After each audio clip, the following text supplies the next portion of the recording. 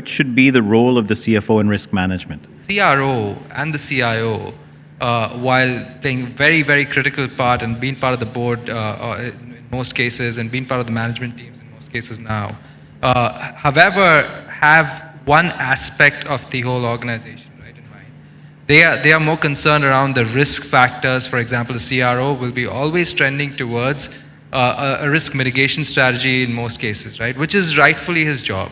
In terms of the CIO, again, most emphasis will be made on stability of platforms, security measures, kind of trying to make sure that things are stable, and his or her responsibility is kind of aligned towards that.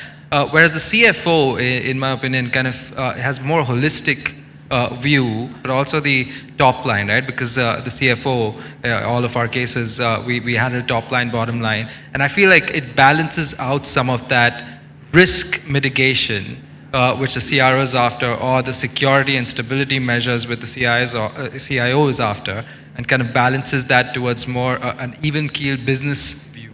I think in today's world, especially in the times of multiple kind of crises and frauds and whatnot, right? We all know the golden names lately.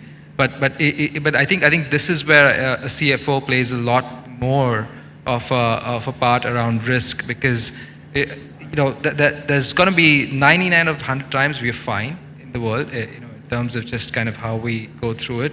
All of us kind of in our personal lives also have the same thing, right? If you look at deaths per 1,000, it's like 2 out of 10,000 people die out of unnatural causes in a year, but at the same time, pretty much most of us in this room probably have life insurance. So it is something which we are working towards in the corporate world, which is a little late to the game.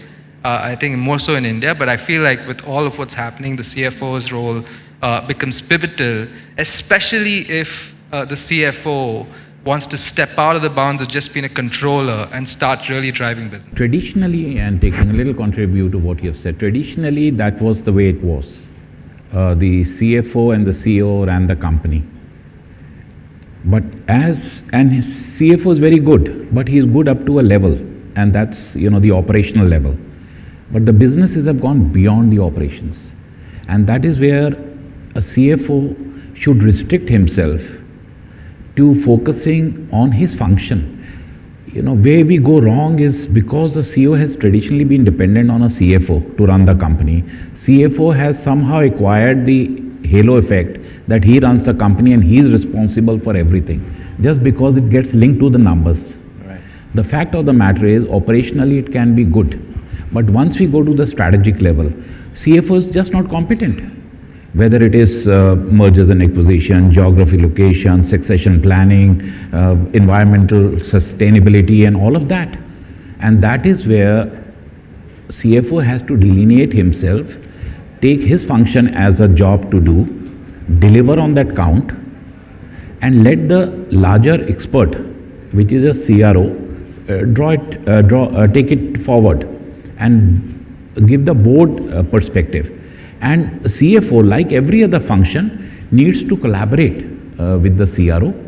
He needs to guide him, because he is obviously the numbers man. No one's taking that the benefit and the credit of a CFO.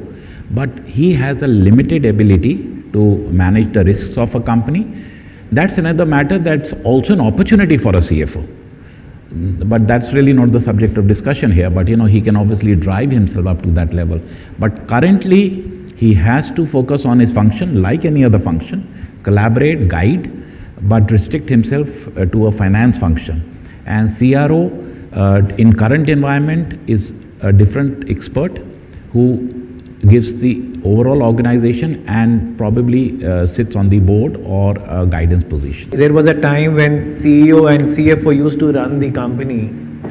I think now it depends basically scale of the organization. Let's say if you have a small company, one can possibly say one can live without a separate function. But as the complexities have grown, as the volumes have grown, the ranges of various products, a number of requirements have come in. I think there is a need, certainly depending on the size.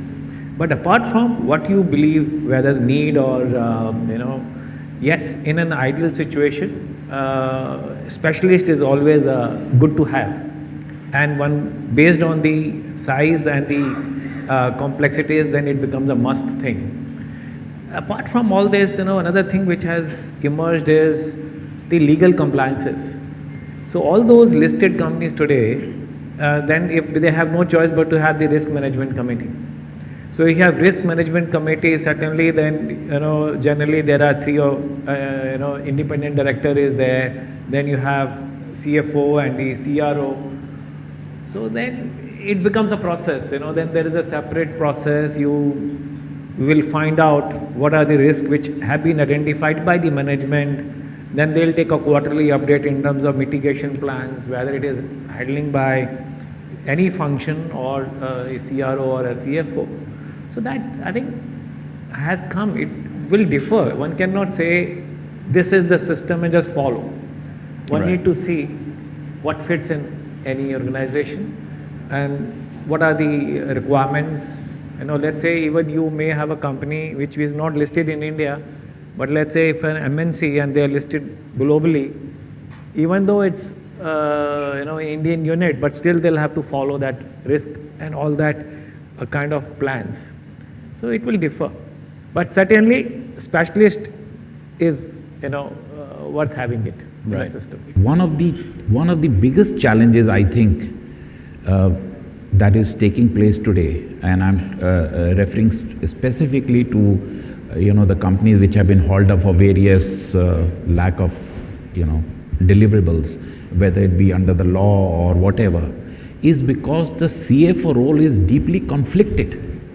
And as long as that conflict continues, we just heard in that presentation of ACCA that 1 out of the 5 candidates said that he had to face an ethical issue, and 2 out of the 5, which is 40%, did not report. And that is the point, that is very critical, that 40% of the CFOs, despite saying in that very presentation that 90% said ethics is the ultimate, and 98% said that's what I live for, 40% of the CFOs did not report. So the real the proof lies in what they did actually, and that happened because they were conflicted. If you take that conflict away, have an independent person besides the CFO, I think most of the problems that are happening in the environment will go away. That's my view. You see, what happens is, though everybody wants to have a separate CRO, but if generally people find that exclusive CRO, what is he may not be fully utilized. Right. So again, it depends on the size. Certainly, it's always better, validate the numbers. When you quantify a risk, when you say, okay, this is my top risk, you need to put some value to it.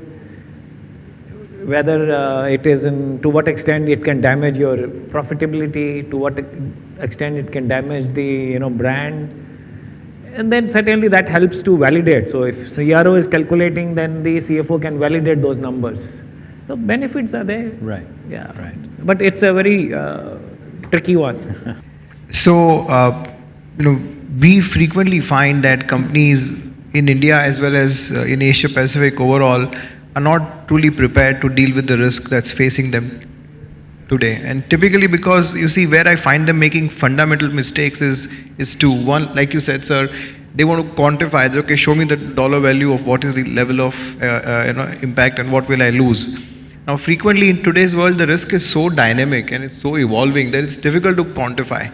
And then you have cases like what happened to say Musk, and they were hit and 300 million is just the quantified number. There's actually the loss could be, and I'm sure is much bigger. You had Equifax last year, and the volume of risk which they are accepting just because it's difficult to quantify, it's significant. Number two, where I find the biggest mistake they make is typically when you think of risk, you think of, well, here's my value at risk, here's my vulnerabilities, and here's my threats. And that equation gives you what sort of risk you have.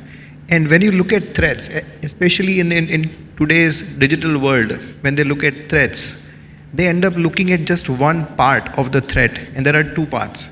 The part that most companies look at and stop is they look at the threat vector. What they miss completely is the threat actor. So they keep talking about, well, what is my exposure to being hit from the internet? What is my exposure to being hit from a malware?